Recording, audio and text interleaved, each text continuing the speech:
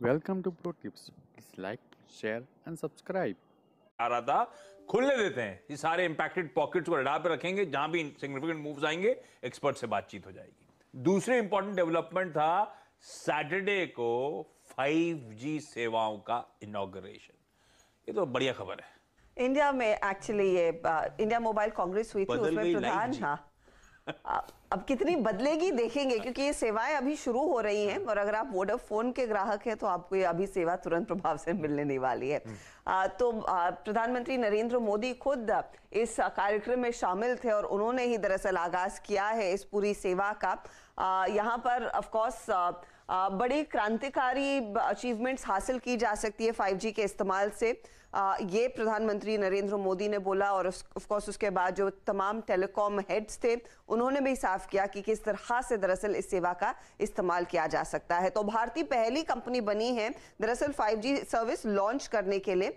उन्होंने दरअसल कहा है कि दिल्ली, मुंबई, बनारस, बैंगलोर के साथ 8 शहरों में वो सर्विस सैटरडे यानी कि शनिवार को ही लॉन्च कर दी गई। रिलायंस जियो ने पहले ही कह दिया था कि दरअसल दिवाली तक ये सेवाएं शुरू होती हुई दिखाई देंगी। तो जल्दी हम रिलायंस जियो की तरफ से भी वो रोल आउट देखेंगे, जहां पर दिल्ली, मुंबई, कोलकाता, चेन्नई जैसे शहरों से शुरुआत होती हुई दिखाई देगी। रिलायंस का इरादा है कि दिसंबर 2023 तक देश भर में दरअसल ये 5G सेवा की शुरुआत हो जाए, जहां पर एयरटेल कह रहा है कि मार्च 2024 तक ये सेवाएं वो देते हुए दिखाई देंगे। अभी तक वोडाफोन आइडिया की तरफ से कोई अपडेट नहीं आया है कि वो कब तक ये सेवाएं शुरू करते हुए दिखाई देंगे, लेकिन वाकई में ये एक बड़ी उपलब्धि मानी जा रही है, क्योंकि IoT, इंटरनेट ऑफ थिंग्स जिसे हम कहते हैं, AI, ML, इस सब के इस्तेमाल के लिए बड़े पैमाने पर ये तमाम जो एंटरप्राइजेज हैं वो 5G सेवा इस्तेमाल करना चाह रही हैं। तो उनके लिए एक पॉजिटिव है और आम ग्राहकों के लिए भी एक बड़ा पॉजिटिव। ठीक है, जियो करेगा दिवाली से। भारती ने ऑलरेडी शुरुआत कर दी 8 शहरों में। तो जिनके पास 5G इनेबल्ड फोन्स हैं वो स्विच ऑन उस सर्विस की तरफ बढ़ सकते हैं। हालांकि लास्ट अपडेट था कि भारती ने टैरिफ्स अभी क्लियर नहीं करी हैं 5G सेवाओं की। पर इस इवेंट से पहले फ्राइडे को भारतीय एयरटेल के स्टॉक में बहुत बढ़िया मूव आया था। लाइए स्टॉक स्क्रीन पे 4.5% मजबूती के साथ भारतीय एयरटेल का स्टॉक कामकाज कर रहा था। महेश, कैसे अप्रोच करें ये अपने वापस उन थ्रेशोल्ड लिमिट्स पे ईयर हाइज की तरफ स्टॉक बढ़ चला है, क्या कॉल होगा भारतीय एयरटेल पर?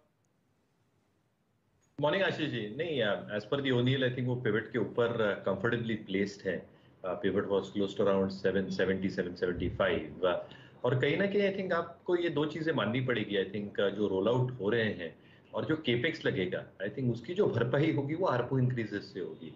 तो आई थिंक जो सुनील भारती मित्तल साहब ने एक 200 रुपए की टारगेट रखी थी, मुझे नहीं लगता आई थिंक बाकी कॉम्पिटिटर्स कोई उस पर ऑब्जेक्शन उठाएंगे, because everybody has to spend on spectrum. तो आई थिंक एक आरपू इंक्रीजेस भी होना आई थिंक लाजमी है। तो जैसे नीरज जी बता रहे थे in terms of fuel cost price increases, शायद आप आरपू इंक्रीजेस भी देखेंगे in terms of your mobile bills going higher, which compensates for that. और दूसरा I think in terms of even a slowdown या थोड़ी